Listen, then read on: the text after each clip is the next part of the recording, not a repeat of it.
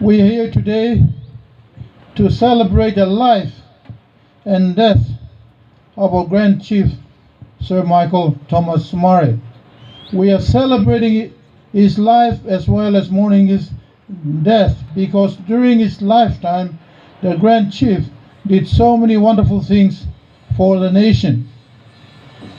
Just like Jesus Christ came through Virgin Mary to save the world from sin, Sir Michael Thomas Somare came through the Sepik people from God in 1936 to save Papua New Guinea from colonial domination. That time, there was a lot of racial discrimination, and Somare was not pleased.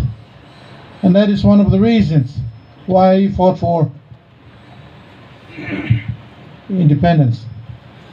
He spent his entire life serving Papua New Guinea as a member of parliament. The only years he spent outside of politics was when he was a primary school teacher and a radio announcer. He was prime minister from 1975 to 1980, which the Sepik man already said. Then from 1982 to 1985, and again from 2002 to 2011. It was in 1971 or 1972 when I was doing my standard 5 or 6 at Yabos Primary School. I heard from a own member, the late Sir Te Habo. I heard that he was fighting politically against a Sepik man. Sir Te Habo, because the white man came into Enga very late in the 1950s, Sir Te Habo said that we, the Papua New Guineans, and he was talking about Enga too, we are not yet ready for independence. We need the white man to stay with us in Papua New Guinea, and until we are ready, then we will get independence. With the likes of Martin Tomadak from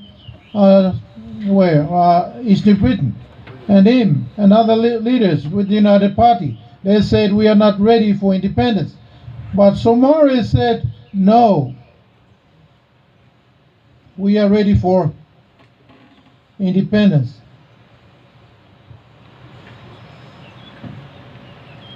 And what happened? Somare won. The late Sir Michael Somare, he traveled the nation before independence.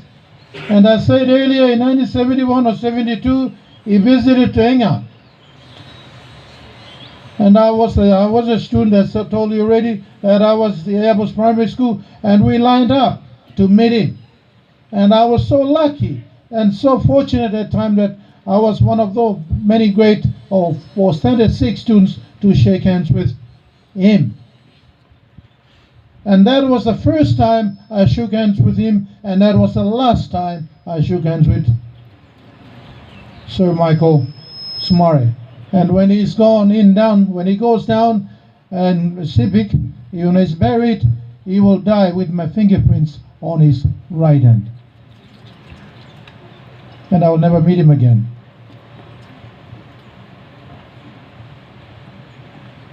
That time, as I said last time during the assembly, he was wearing a lap. And some of us said, why is he that big man? He's supposed to be wearing a trousers. Why is he wearing a lap? Because we was, during my time, we were students wearing a lap, which they said was a mile, and I don't know the English word, what a mile is. And we wore it, and as we were standing up, the mile fell down, and we sit down to wear the mile again.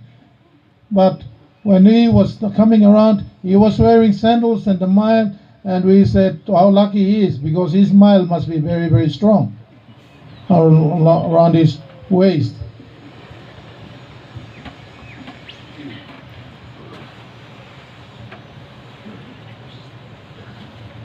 But although I shook him for the last time, I have touched him, I have seen him, and I have felt him. The nation has felt him too. Have seen him, and some of us have touched him. But little did I know that when he was traveling around the country, little did I know or knew that time that the travels that he was making around the country was to inform the people of Papua New Guinea that we are ready for independence. But secondly, he was traveling around the country to unify the country into one nation. He traveled all over. He came everywhere, and that was the unifying force that he created, and therefore the country was unified. When we got independence in the before self-government in the Apples Primary School, my American teacher, Gary Wolf, was the name. That's how I got my name, Gary, from him, from standards 1 to 6. He told us about all the experiences that were in Africa. The African countries got early independence, and there was a lot of bloodshed. And he gave us a book to write what it is going to be like in Papua New Guinea after independence. And I still remember writing on that book that he gave, I said, we will experience a lot of bloodshed. There will be a lot of people dying in Papua New Guinea because we are getting early independence. And that is the message that Sir Teabo told me, and that is the message that I wrote on that book. He visited, he didn't visit Pausa, but he sent his team to all the schools. And right over there, I remember listening to Sir John Guise.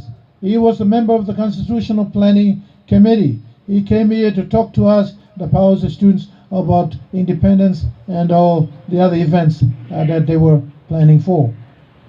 So all of that, the credit goes to Grand Chief Sir Michael Thomas Somare.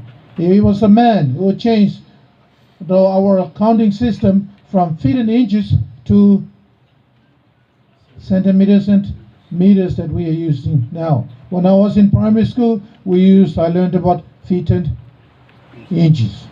He was the man who changed. That time we used the pounds and shillings. I paid £1 in Form 1, £2 in Form Standard 1, £2 in Standard 2. And he changed from pounds and shillings to dollars and cents. Australia changed, so we changed. And then he was the man who changed from dollars and cents to Kina and Toya. So that's what we are using now. So we're celebrating his life. But at the same time, we are mourning the death today too. Not only in Papua New Guinea we are crying or having a funeral service, but the world over. Him and the likes of Sir Kamisa Semara of Fiji were very good mates.